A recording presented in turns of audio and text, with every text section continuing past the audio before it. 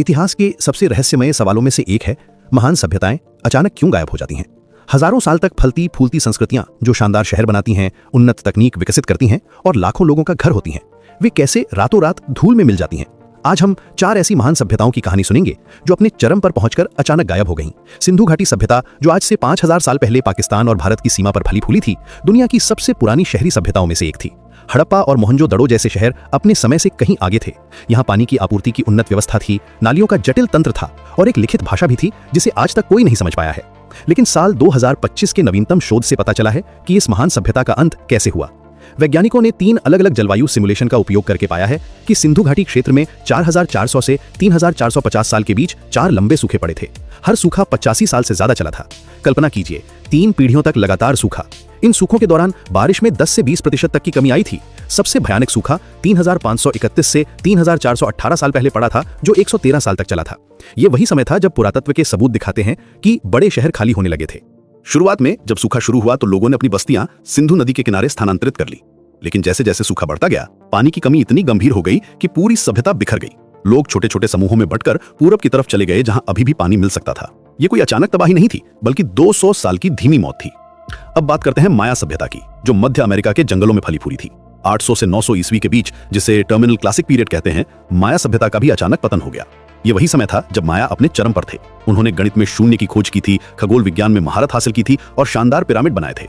लेकिन साल 2022 के एक अध्ययन से पता चला है कि माया क्षेत्र में भी भयानक सूखा पड़ा था। युकाटान के उत्तरी हिस्से में बारिश औसतन 50% तक कम हो गई थी और सबसे बुरे समय में तो 70% तक कमी आई थी। माया लोग बारिश पर पूरी तरह निर्भर थे। उनके मक्के के खेत और पीने के पानी के तालाब सब बारिश पर ही टिके थे।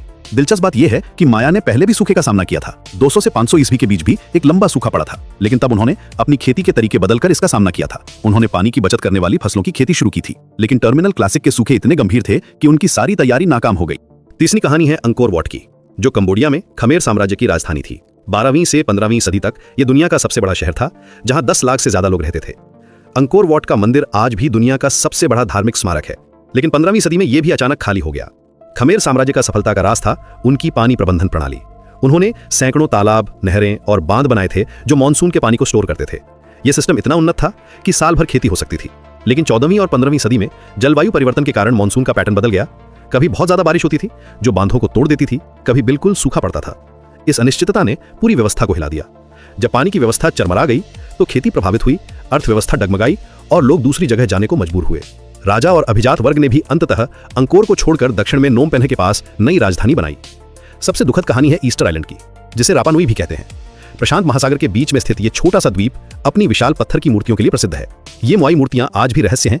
कैसे बनाई गईं, कैसे ले जाई गईं और क्यों बनाई गईं। ईस्टर आइलैंड की सभ्यता का पतन एक चेतावनी की कहानी है।